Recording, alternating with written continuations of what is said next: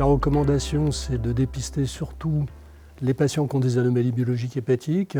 les patients qui ont des facteurs cardio-métaboliques, donc de l'hypertension, du surpoids ou de l'obésité, du diabète de type 2 ou des dyslipidémies, et éventuellement évidemment des associations dans ce qu'on appelle un syndrome métabolique. Et puis tous les patients qui ont une stéatose qui a été vue au cours d'une imagerie qui n'a pas été faite nécessairement dans ce but-là, mais qui montre un foie gras. Pour les patients qui ont un FIB4 inférieur à 1,3,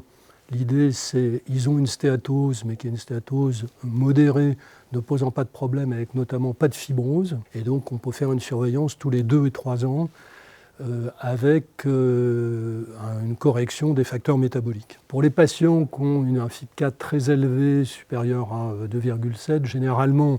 dans le cadre toujours d'une stéatose identifiée par l'imagerie, on fait souvent un autre test non invasif, et c'est principalement le FibroScan pour la mesure de la capacité d'atténuation et surtout la mesure de l'élastométrie, donc de la dureté du foie, qui, si elle est supérieure à 8 kPa, témoigne d'une fibrose significative qui va justifier des traitements. Et puis entre les deux, on fait un autre test non invasif et on va pouvoir identifier les patients avec peu ou pas de fibrose et les distinguer des patients avec une fibrose où là, il y a une justification à une consultation spécialisée. C'est absolument indispensable de moins manger, mieux manger et de faire au moins 3 fois 45 minutes d'activité physique par semaine.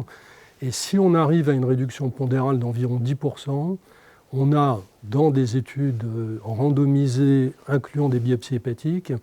une réduction d'environ 50 à 90% de la stéatose, de la stéatohépatite et de la fibrose. Il faut recommander aussi la réduction ou l'arrêt de l'alcool, correction des facteurs métaboliques, donc équilibration du diabète, contrôle de l'hypertension, contrôle de la dyslipidémie. Et avec l'ensemble de ces éléments-là, c'est vrai qu'on peut réduire les conséquences hépatiques et extra-hépatiques du syndrome métabolique.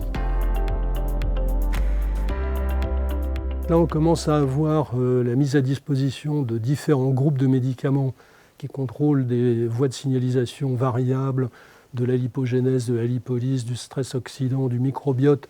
plein de traitements possibles.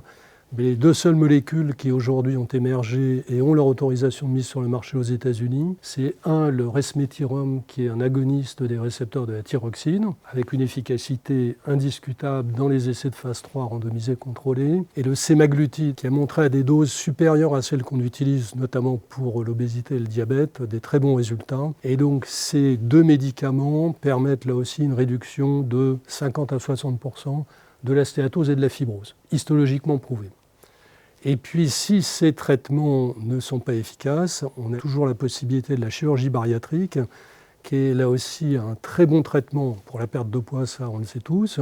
mais donc pour améliorer la stéatose, la stéatohépatite et la fibrose. Et on a des données sur 5 ans montrant des résultats très impressionnants, incluant la réversibilité de la cirrhose.